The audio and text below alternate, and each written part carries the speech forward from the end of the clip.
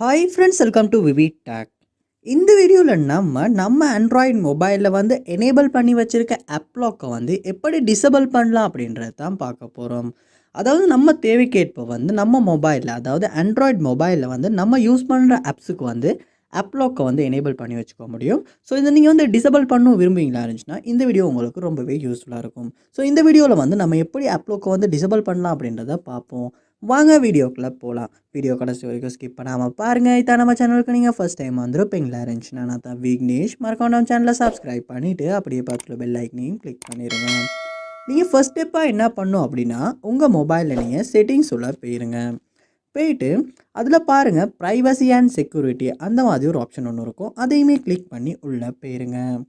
போனதுக்கு அப்புறமா இதில் அப்லாக் அப்படின்ற ஒரு ஆப்ஷன் ஒன்று கொடுத்துருப்பாங்க. அதையுமே கிளிக் பண்ணி உள்ளே போங்க.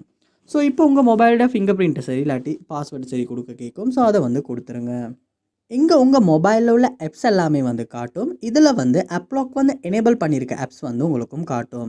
ஸோ நீங்கள் டிசபிள் பண்ண விரும்புவீங்களா இருந்துச்சுன்னா எந்த ஆப்புக்கு டிசபிள் பண்ண விரும்புகிறீங்களோ அந்த ஆப்பை இந்த இடத்துல நீங்கள் டிசபிள் பண்ணுங்கள்.